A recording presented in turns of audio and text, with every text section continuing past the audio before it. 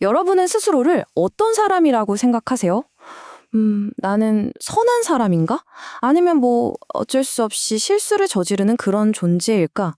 이 질문이요, 사실 아주 오래전, 그러니까 4세기와 5세기에 걸쳐서 벌어졌던 정말 치열한 신학 논쟁의 핵심이었습니다. 그리고 진짜 놀라운 건 그 옛날 싸움의 결과가 바로 오늘 우리가 우리 자신을 이해하는 방식에까지 아주 깊은 영향을 미치고 있다는 거죠. 네, 바로 이 질문입니다. 우리는 과연 선하게 태어나는 걸까요? 아니면 악하게? 그것도 아니면 완전히 백지 상태로 태어나는 걸까요? 야, 이거 진짜 어려운 질문이죠. 이 질문 하나가 수세기 동안 수많은 철학자랑 신학자들을 괴롭혔고요.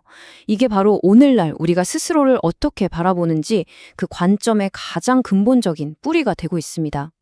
이 질문에 대한 정말 극명하게 다른 두 가지 답변이 있었는데 이게 서양사에서 가장 중요한 지적 전투 중 하나에 막을 올리기입니다. 한쪽은 뭐랄까 인간의 가능성을 믿는 엄청난 낙관론이었고요. 다른 한쪽은 인간의 한계에 대한 아주 냉혹하고 암울한 진단이었습니다. 완전히 정반대였죠. 자, 그럼 먼저 도전자부터 만나볼까요? 그의 이름은 펠라기우스입니다. 이 사람이 참 흥미로운 게 그 시대 사람이라고는 믿기지 않을 정도로 놀랍게 현대적인 생각을 가졌던 수도사였어요. 펠라기우스는 이렇게 주장한 거예요. 아담의 죄? 그거 우리가 물려받는 무슨 유전병 같은 게 아니다. 그냥 나쁜 선례, 나쁜 본보기일 뿐이다. 라고요. 그러니까 인간은 태어날 때부터 죄가 없고 선과 악을 선택할 수 있는 완전한 자유의지를 가지고 있다는 거죠. 심지어 스스로 노력하면 완벽하게 죄 없는 삶, 이걸 임페칸티아라고 하는데 여기에 도달할 수 있다고 믿었던 겁니다. 인간의 잠재력에 대한 정말 엄청난 신뢰였죠.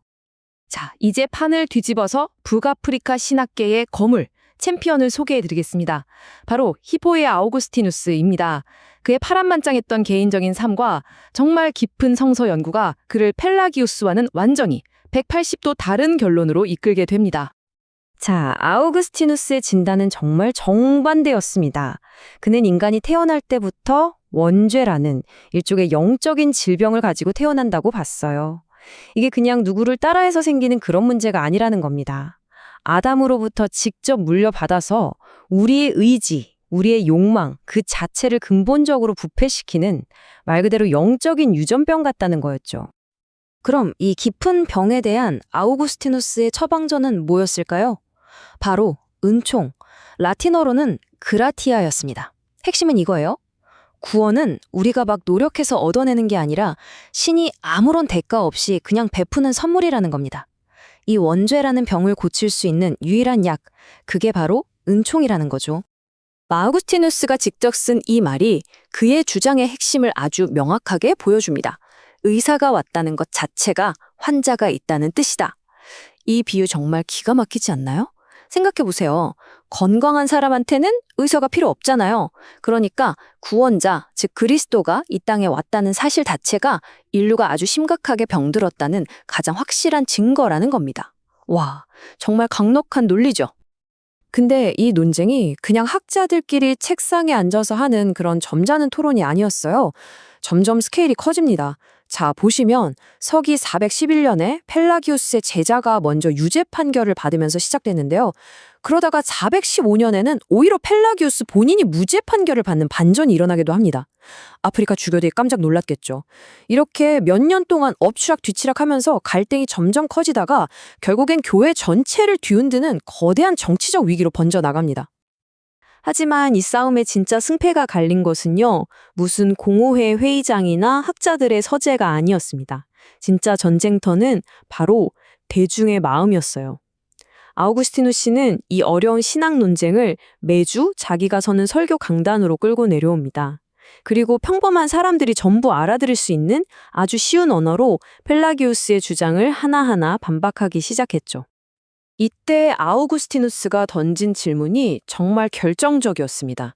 일종의 필살기였죠. 바로 이겁니다. 아니, 만약에 아기들이 죄 없이 정말 백지 상태로 태어난다면 도대체 왜 교회가 그 어린 아기들한테 세례를 줍니까? 와, 이 질문 하나가 펠라기우스 쪽 사람들을 정말 곤란하게 만들었어요.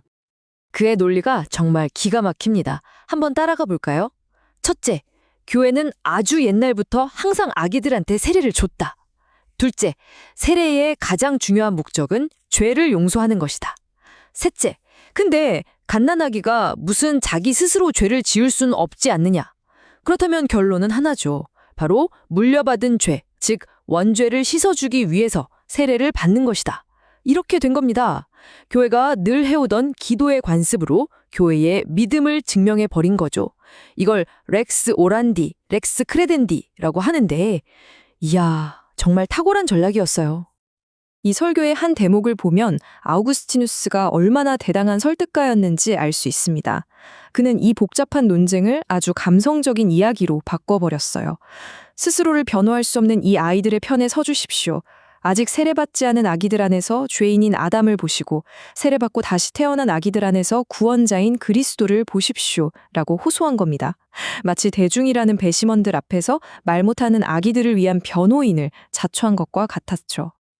자, 그렇다면 이 길고 치열했던 싸움의 승자는 과연 누구였을까요? 그리고 그 판결이 오늘날 우리에게까지 어떤 거대한 유산을 남겼는지 이제 그 결과를 한번 살펴보겠습니다. 결론부터 말씀드리면 승리는 아우구스티누스에게 돌아갔습니다. 결국 로마 교회의 지지를 얻어낸 그의 원죄와 은총 교리가 공식적인 교리가 된 거죠. 그리고 이게 이후 무려 1500년이 넘는 시간 동안 서방 기독교 세계관에 정말 절대적인 기초가 됩니다. 이게 그냥 옛날 종교 이야기네 하고 끝날 게 아닙니다. 이 고대의 논쟁이 결코 박물관에 갇힌 과거가 아니거든요. 오늘날 우리가 죄책감을 느끼는 방식, 자유의지냐 결정론이냐를 두고 벌이는 철학적 논쟁, 심지어 심리학에서 말하는 본성이 먼저냐 양육이 먼저냐 하는 그 논쟁까지 이 모든 현대 서구 사상의 아주 깊은 뿌리를 파고 들어가 보면 바로 이 논쟁의 흔적이 정말 선명하게 남아 있습니다. 결국 우리는 역사적으로 아우구스티누스의 다소 어두운 인간 본성 진단을 물려받게 된 셈입니다. 하지만 마지막으로 이런 질문을 던져볼 수 있지 않을까요? 어쩌면 펠라기우스가 던졌던 그 질문, 인간의 가능성에 대한 그 믿음이 더 희망적인 것은 아니었을까 하고 말이죠.